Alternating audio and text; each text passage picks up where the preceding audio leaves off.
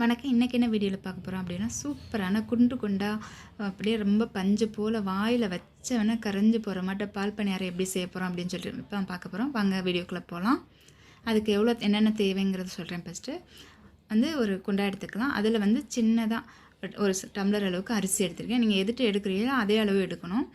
அதே அளவு உளுந்து எடுத்துக்கணும். கரெக்டாக நான் வந்து ஒரு பங்கு பச்சரிசி, ஒரு பங்கு உளுந்து எடுத்திருக்கேன். இது ரெண்டையும் சேர்த்துக்கோங்க. இப்போ இதில் வேறு எதுவுமே சேர்க்கக்கூடாது. இப்போ வந்து இதை வந்து தண்ணி ஊற்றி ஃபஸ்ட்டு கழுவி எடுத்துக்கலாம்.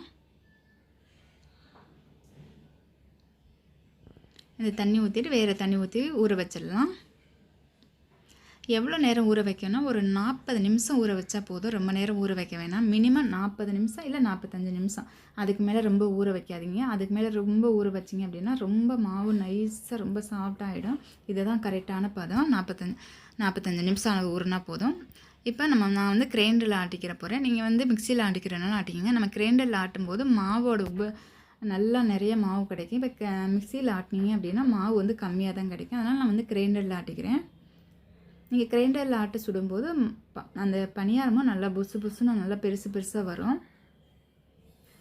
நல்லா நம்ம எந்த பதத்துக்கு ஆடனா இட்லி மாவு பதத்துக்கு ஆடனா இது கூடவே வந்து உப்பு சேர்த்துக்கலாம். அந்த மாவு அரைக்கும் போது உப்பு சேர்த்துடுங்க. இப்போ நல்லா மாவு அரைச்சாச்சு பாருங்கள். இட்லி மாவு பதத்தில் இருக்குது. இந்த பதத்தில் இருக்கணும். மாவு நல்லா நைஸாகவே இருக்கட்டும்.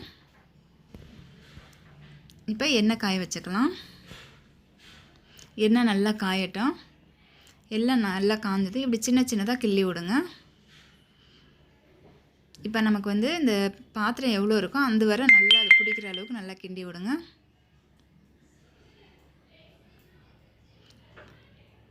ஸ்டவ்வை வந்து மீடியமில் வச்சுக்கோங்க.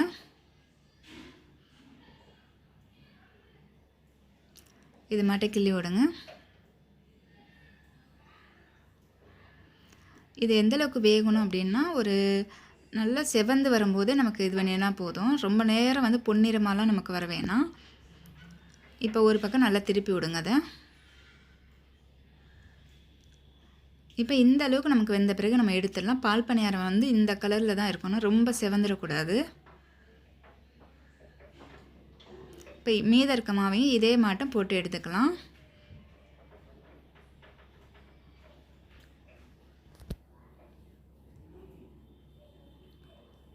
இப்போ மீத இருக்க மாவும் எல்லாம் பொரித்து எடுத்தாச்சு. பாருங்கள், சூப்பரான குண்டு பால் பணியாரம் ரெடி ஆகிடுச்சு. கொஞ்சம் கூட எண்ணெயை குடிக்காது இது மாட்டம் இருக்கும்போது. இப்போ வந்து இதுக்கு வந்து நம்ம வந்து பால் ரெடி பண்ணி வச்சுருக்கேன் ஏற்கனவே. இதில் வந்து சர்க்கரை சேர்த்துக்கலாம். சர்க்கரை சேர்த்து நல்லா கலக்கி விடுங்க.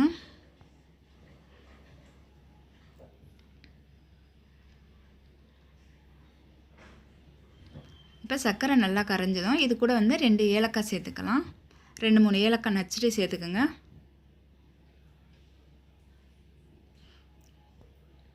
இப்போ இந்த பாலை எடுத்து நம்ம அந்த இதில் ஊற்றிடலாம். நல்லா அந்த பணியாரம் முழுகிற அளவுக்கு நமக்கு ஊற்றிடலாம். இப்போ இதை வந்து ஒரு 10 நிமிஷம் மூடி வச்சுருங்க. அந்த பாலெல்லாம் நல்லா இழுத்துடும். இது ஒரு மூடி வச்சு 10 நிமிஷம் மூடி வைங்க. இப்போ 10 நிமிஷம் ஆகிடுச்சு. ஓப்பன் பண்ணி பார்க்கலாம். பாருங்கள், நல்லா பால் இழுத்து நல்லா பணியாரம்லாம் புஷ்ஷுன்னு நல்லா கொஞ்சம் பெருசாகவே ஆகிடுச்சு பாருங்கள். சூப்பராக இருக்குல்ல? அவ்வளோதாங்க, சூப்பரான பால் பணியாரம் ரெடி ஆகிடுச்சு. இதே மெத்தடில் செஞ்சு பாருங்கள், ரொம்ப நல்லாயிருக்கும். இந்த வீடியோ பிடிச்சிருந்தது அப்படின்னா லைக் பண்ணுங்கள், கமெண்ட் பண்ணுங்கள், உங்கள் ஃப்ரெண்ட்ஸ்க்கும் ஷேர் பண்ணுங்கள். மறக்காமல் என்னோடய சேனலை சப்ஸ்கிரைப் பண்ணிடுங்க. நன்றி. அடுத்த வீடியோவில் பார்க்கலாம்.